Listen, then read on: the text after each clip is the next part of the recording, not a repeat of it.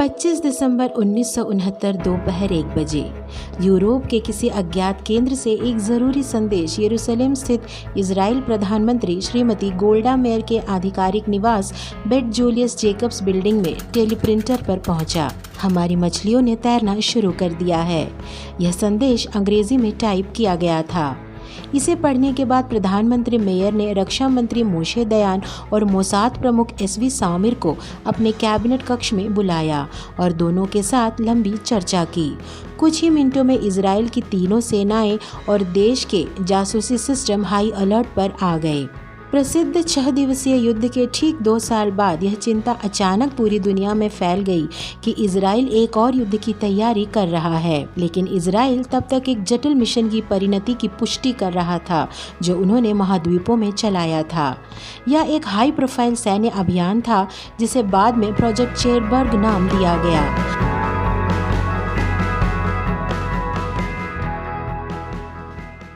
लिखित का नया वीडियो इजराइल की इसी साहसिक लड़ाई के बारे में है जिसे अंतर्राष्ट्रीय मीडिया ने किसी देश द्वारा की गई अब तक की सबसे बड़ी सैन्य कार्रवाई के रूप में सराहा था। और आइए कुछ अनकही कहानियों के बारे में भी जानते हैं।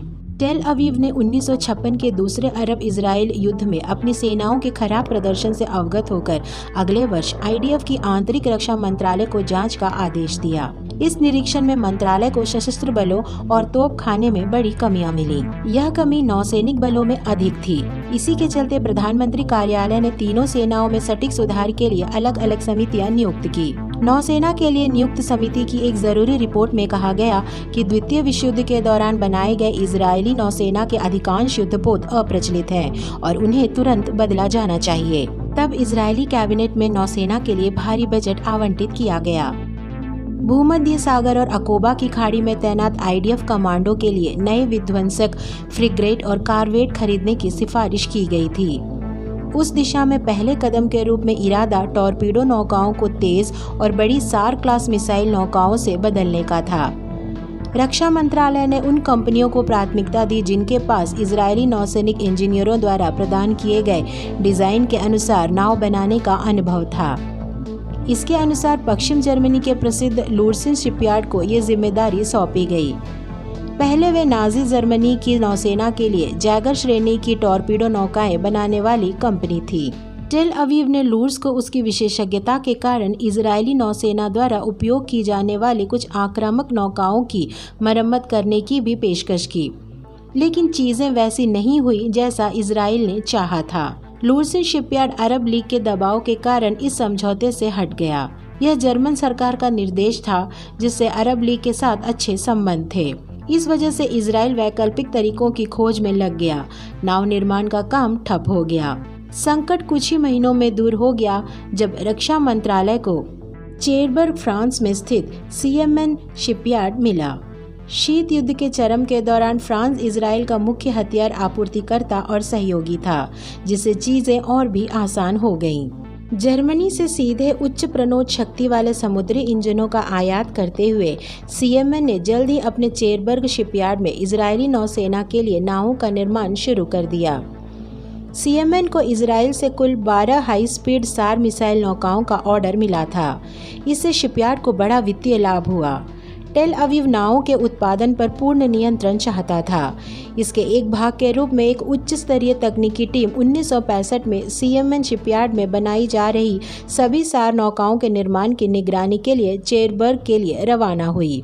जैसे चीजें आगे बढ़ी, ऑर्डर की गई 12 सार मिसाइल नौकाओं में से पहली 7 को 1967 में सीएमएन शिपयार्ड द्वारा इजराइल को सौंप दिया गया।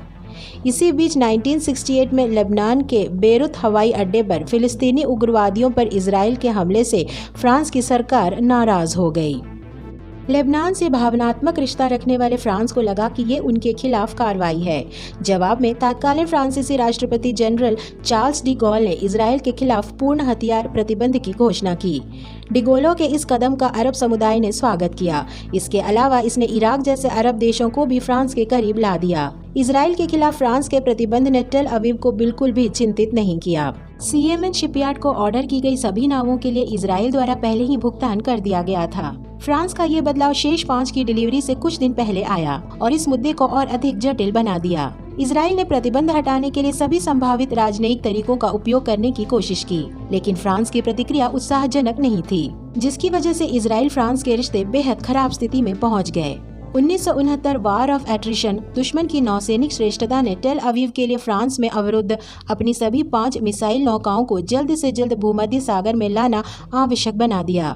इसके अलावा इजरायली प्रधानमंत्री गोल्डा मेयर ने 1969 में पदभार संभालने वाले नए फ्रांसीसी राष्ट्रपति जॉर्जेस पोम्पिडो के साथ चर्चा की, लेकिन राष्ट्रपति ने नावें जारी करने के प्रधानमंत्री के अनुरोध को अस्वीकार कर दिया। इसके साथ ही प्रधानमंत्री गोल्डा मेयर ने मोसाद और आईडीएफ को किसी भी कीमत पर फ्रांस के चेरबर्ग से सार मिसाइल नौकाओं को लाने का आदेश दिया, जो इजरायली नौसेना के आधुनिकीकरण का एक अभिन्न अंग था। प्रधानमंत्री की मंजूरी मिलते ही इस मिशन को अंजाम देने के लिए रक्षा मंत्रालय ने एक गुप्त टास्क फोर्स का गठन किया। इसका नेतृत्व प्रख्यात इजरायली नौसैनिक कमांडर रियर एडमिरल मोर्दशा मोका लिमोन ने किया। पड़ोसी देशों मिस्र और सीरिया द्वारा अपने ओसा श्रेणी के मिसाइल नाव बेड़े को लाल सागर और भूमध्य सागर में बड़े पैमाने पर तैनात करने के साथ इजराइल ने भी अपनी पहली 7 सार मिसाइल नौकाओं को तुरंत चालू करने के प्रयास तेज कर दिए। हालांकि टेल अवीव अपनी समुद्री सीमाओं में दुश्मनों के खिलाफ एक प्रभावी नौसैनिक सुरक्षा प्रदान करने में सक्षम होगा, अगर फ्रांसीसी चेरबर्ग में लॉन्च किए गए शेष 5 जहाज नौसेना में शामिल हो। इस बीच गैब्रियल एंटीशिप मिसाइलों का विकास, जिन्हें सार मिसाइल नौकाओं पर स्थापित करने का इरादा था, इजराइल में भी पूरा हो चुका था। परिणाम स्वरूप एडमिरल लिमोनेट की टास्क फोर्स ने इन सार मिसाइल नौकाओं को चेरबर्ग से हाइफा के पश्चिमी इजरायली नौसैनिक अड्डे तक ले जाने के लिए सभी साधनों का उपयोग करने का निर्णय लिया, यहाँ तक कि यदि आवश्यक हो तो एक कमांडो ऑपरेशन भी किया जाएगा। हालांकि सबसे बड़ी चुनौती फ्रांस से इजराइल तक की 3024 समुद्री मील समुद्री दूरी को सुरक्षित रूप से पार करना था। इस समस्या पर काबू पाने के लिए मध्य अटलांटिक और भूमध्य सागर में बेड़े सहायता जहाजों को तैनात करने की विशेषज्ञ सलाह से इस समस्या का समाधान किया गया। निश्चित अंतराल पर नावों की पुनः पूर्ति का काम सहायक जहाजों का था। खुफिया और सैन्य सहायता के लिए सैकड़ों मोसाद और आईडीएफ सदस्यों को फ्रांस भेजने की भी योजना बनाई गई, लेकिन इसी बीच मोसाद को इनपुट मिला कि फ्रांस सितंबर 1969 तक इजराइल को दी जाने वाली बाकी मिसाइल बोट को किसी दूसरे देश या कंपनी को बेचने की कोशिश कर रहा है। यह मानते हुए कि यह एक सुनहरा अवसर था, एडमिरल लिमोन ने यूरोप में अपने व्यापक खुफिया नेटवर्क की मदद से इस उद्देश्य के लिए फ्रांसीसी सरकार के लेन देन के गुप्त दस्तावेजों को बाहर निकाला। फ्रांसीसी निर्णय इजराइल के लिए बनाई गई सार नौकाओं को नागरिक नौकाओं में परिवर्तित करने और उन्हें किसी तीसरे पक्ष को बेचने का था।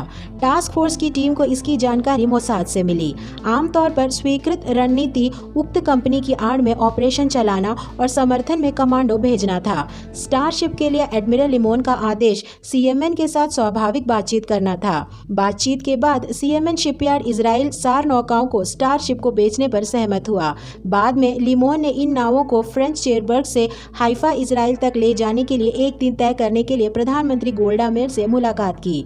घंटों चली बैठक के दौरान कैबिनेट समिति ने 24 दिसंबर 1969 को क्रिसमस की पूर्व संध्या पर फ्रांसीसी समय अनुसार रात 11 बजे मिशन को अंजाम देने के लिए टास्क फोर्स को अधिकृत किया। इस प्रकार चेरबर्ग प्रोजेक्ट इजराइल द्वारा दृढ़ संकल्प के साथ किया गया एक महान सैन्य अभियान का दिन तय किया गया। योजना के अनुसार अक्टूबर 1969 से सैकड़ों मोसाद एजेंटों और आईडीएफ सदस्यों ने फ्रांस में घुसपैठ की। वे सभी फ्रांसीसी खुफिया विभाग की पकड़ में आए बिना दुनिया के अलग अलग हिस्सों से पर्यटक होने के भेष में वहां पहुंचे। सब मशीन गन, पिस्तौल और साइलेंसर सहित हल्के हथियारों को एक अन्य समूह द्वारा एयर कार्गो में तस्करी कर लाया गया और विशेष यूनिट्स को सौंप दिया गया, जो पहले रोस्कॉफ शहर में छुपे हुए थे। एडमिरल मोको लिमोन ने 5 नवंबर 1969 को एक अमेरिकी व्यापार समूह की आड़ में मोसाद के सीरत मटकल कमांडो के साथ चेरबर्ग के लिए उड़ान भरी। सीएमएन शिपयार्ड के पास लेवियोर पंच नक्षत्र होटल में रुके। उन्होंने और उनकी टीम ने फ्रांसीसी सरकार के प्रतिनिधियों और सीएमएन शिपयार्ड अधिकारियों द्वारा शुरू किए गए सौदे की प्रगति का आकलन करने में स्टार शिपिंग के प्रमुख मिला ब्रूनर के साथ आखिरी कुछ दिन बिताए। प्रधानमंत्री मेयर लिमोन को दिए गए आदेश के अनुसार स्टारशिप के लिए इन नौकाओं को सीएमएन से जल्द प्राप्त करना आवश्यक था। एडमिरल लिमोनिन का लक्ष्य कम से कम 3 सप्ताह में नौकाओं के हस्तांतरण समझौते को पंजीकृत करना था। लगातार प्रयासों के बाद नावों का स्वामित्व फ्रांसीसी सरकार और सीएमएन शिपयार्ड ने स्टार बोट को दे दिया। पेरिस में इजरायली दूतावास ने फ्रांसीसी सरकार को उन 4 नावों की कीमत वापस करने के लिए लिखा जो उन्हें बिना डिलीवरी के बेची गई थी। जैसा कि उपरोक्त फ्रांस और इजराइल के बीच पिछले समझौते में शामिल था, पेरिस ने कुछ ही दिनों में इन नावों का पैसा टेल अवीव को लौटा दिया। मोसाद मुख्यालय से यह खबर मिलते ही लिमोनिन की टीम धीरे धीरे उन एजेंटों और आईडीएफ सदस्यों को चेरबर्ग ले आई जो हफ्तों पहले फ्रांस में तैनात थे। नावों को सुरक्षित रूप से चलाने के लिए लगभग 80 लोगों का एक दल था। उनके आगमन के बाद मोसाद जासूसों ने बंदरगाहों और जहाजों पर माल की आपूर्ति करने वाले एजेंट होने का नाटक किया और बंदरगाह पर खड़ी नावों तक गुप्त रूप से ईंधन और भोजन की तस्करी की। चूँकि चेरबर्ग से हाइफा हजारों किलोमीटर दूर था, इसलिए भोजन के बजाय ईंधन और ताज़ा पानी का भंडारण इस तरह किया जाता था। तैयारियां पूरी होने के साथ ही फ्रांसीसी नौसेना के चेरबर्ग के भारी सुरक्षा वाले बंदरगाह से इजरायली नाविक दल स्टारशिप सेलर्स के नाम से उन्होंने समुद्री परीक्षणों पर जाना शुरू किया, जो हर दिन घंटों तक चलता था।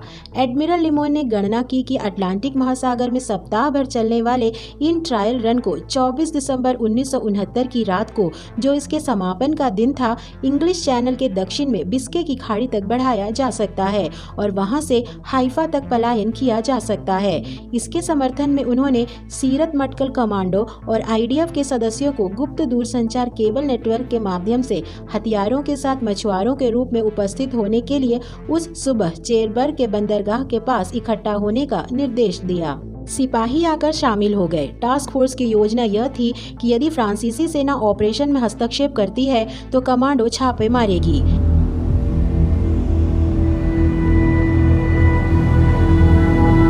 चेरबर्ग शहर आधी रात को खामोश था जब लोग और सेना क्रिसमस का जश्न मना रहे थे। योजना के अनुसार 5 सार नौकाओं ने अपनी लाइटें बंद कर दी, अपने इंजनों को कम जोर पर चालू किया और इंग्लिश चैनल की ओर चल दी। उस अवसर पर बंदरगाह पर भेष बदल कर खड़े इजरायली कमांडो ने साइलेंसर लगी अपनी उजी सब मशीन गन निकाल ली और हमला करने के लिए तैयार हो गए। इतना ही नहीं, इतने समय तक न तो फ्रांसीसी सेना और न ही खुफिया विभाग को इन बातों के बारे में कुछ भी पता था। शिपिंग चैनल के बंदरगाह पर रडार पर नावों की गतिविधियों का पता नहीं लगाया जा सका। 3.5 घंटे की यात्रा में इंग्लिश चैनल पार करने के बाद काफिला अगले दिन बिस्के की खाड़ी में इजरायली बेड़े के टैंकर 1 से मिला। यह जानकारी मिलते ही सैरत मटकल कमांडो समूह चेरबर्ग से स्पेन चला गया। बीबीसी ने खबर फ्लैश की कि समुद्री परीक्षण पर गई सार मिसाइल नौकाएं कुछ समय बाद बंदरगाह पर वापस नहीं लौटी हैं। इस रिपोर्ट की पुष्टि फ्रांसीसी खुफिया विभाग द्वारा किए जाने के बाद इस तथ्य को बल मिला कि इजराइल ने स्टार जहाज को सामने रखकर इन नावों की तस्करी की है। नावों के गायब होने से फ्रांस में भारी हंगामा मच गया। इस बारे में पूछने वाले मीडिया कर्मियों से कहा कि भूमध्य सागर तक पहुंचने से पहले नावों पर बमबारी कर उन्हें नष्ट कर दिया जाएगा। फ्रांस के रक्षा मंत्री मिशेल डेब्री का धमकी भरा जवाब था ये। राष्ट्रपति पोम्पिडो ने इस संभावना का हवाला देते पीछे हट गए कि यदि नावें नष्ट हो गईं तो इसे इजराइल के साथ युद्ध छिड़ जाएगा। आदेश की वापसी के साथ सभी खतरे दूर हो गए और सार मिसाइल नौकाएं फ्लीट टैंकर 2 से ईंधन भरकर जिब्राल्टर जल डब्रूमध्य को पार कर गई और भूमध्य सागर में प्रवेश कर गई। यात्रा के 5वें दिन के बाद काफिले को ग्रीक द्वीप क्रेते के पास इजरायली F-4 फैंटम लड़ाकू जेट और टाइप 140 गनबोट के संरक्षण में ले लिया गया।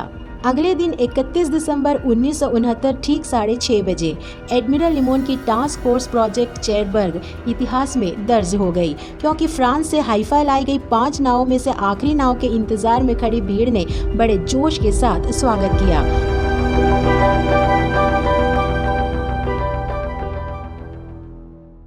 प्रोजेक्ट चेरबर्ग की सफलता ने इजराइल को वैश्विक स्तर पर बहुत प्रसिद्धि दिलाई, लेकिन मोसाद और आईडीएफ के इस संयुक्त मिशन की सफलता ने पूरे अरब समुदाय को निराश कर दिया। सभी नौकाओं के चालू होने से टेल अवीव को भूमध्य सागर और अकोबा की खाड़ी में एक मजबूत नौसैनिक बल बनाने में बड़ा बढ़ावा मिला। इजरायली नौसेना ने आधुनिक समुद्री युद्ध में महत्वपूर्ण एंटी शिप मिसाइलें ले जाने वाली सार नौकाओं के साथ टेहरान स्ट्रेट में गोलीबारी की। सोवियत खुफिया रिपोर्टों के अनुसार मोसाद सीरिया और मिस्र में उच्च सुरक्षा वाले नौसैनिक अड्डों पर इसी तरह के ऑपरेशन करने की संभावना है है, ये जानकर इन देशों की नींद उड़ गई। वहीं चेरबर्ग में हुए धोखे से सदमे में आए फ्रांस ने इजराइल से सारे रिश्ते खत्म कर लिए।